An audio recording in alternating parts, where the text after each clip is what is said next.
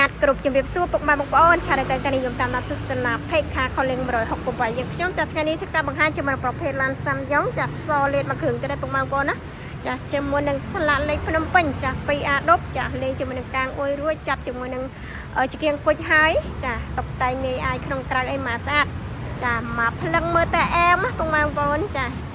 មួយគ្រឿងនេះដែរគឺ15កៅអីពណ៌សលេតចាស្លាកលេខភ្នំពេញជាមួយនឹងឆ្នាំផលិតគឺផលិតឆ្នាំ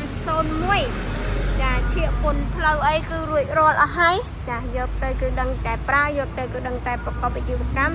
0115កៅអីសលាតសសុតចាសម្រាប់ចាកញ្ចក់អ៊ីណុកអីដាក់ឲ្យអស់ហើយចាឡានមើលត្រូវធ្វើតែឯកសារបើកជើងទៅតាមម្ដងពុកម៉ែបងប្អូនណា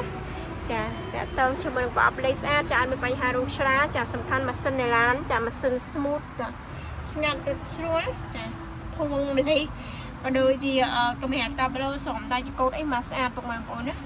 ចាមិននិយាយថាច់ទៀត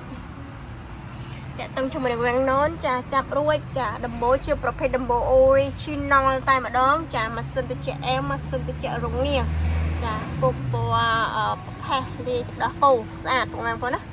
ចាហើយដំបូល original តែម្ដងចាមកនឹងឡានស្អាតចាប្រើមួយដឹងមួយចាអត់មានកន្លែងទាស់ទេពុកម៉ែបងប្អូនណាឡានស្អាតមួយជុំចាសំបីតកង់ក៏ស្អាតដែរនេះយ៉ានកង់ថ្មីពុកម៉ែបងប្អូនណាថ្មីស្អាតហើយចាយ៉ានកង់ថ្មីមកជុំជូនចាពុកម៉ែបងប្អូនមើលត្រូវចាធ្វើតែឯកសារបាត់ចេញទៅតែម្ដងចាក្នុងវាទលាយចាដាក់ពណ៌ហ្នឹងមើលទៅវារៀងទលាយ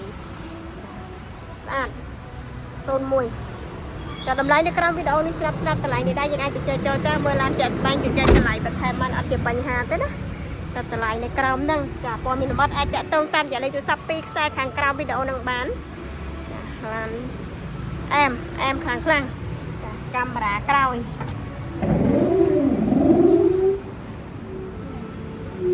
តាក់ទងជាមួយនឹងកែងនេះនៅស្អាតពុកម៉ែបងប្អូនចាកែងគ្រឿងជ័យថ្មីពុកម៉ែបងប្អូនយកកសចា15កៅអីយកទៅប្រើចាចង់ដាក់ជួរដាក់សាលាដាក់រោងចក្ររថតាក់ស៊ីភ្ញៀវទេសចរអីមកស្អាតចាដាក់ក្រុមហ៊ុនអីចាឆ្លើយតបគ្រប់តម្រូវការសំខាន់ឡានរបស់យើងគឺឆ្នាំវិហារខ្ពស់ចាអញ្ចឹងងាយស្រួលឆ្លើយតបគ្រប់តម្រូវការតែម្ដងចង់ដាក់សាលាដាក់រោងចក្រភ្ញៀវទេសចររថតាក់ស៊ីប្រើលក្ខណៈគ្រួសារអីគឺមកសេតមកអែមអត់កន្លែងតោះទេ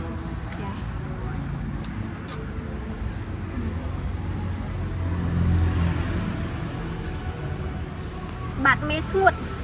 បាត់មេសាក់ស៊ីស្ងួតរឹងអត់មានបញ្ហារឿងជ្រាបប្រេងជ្រាបអីទេយកទៅប្រើមួយដឹងមួយ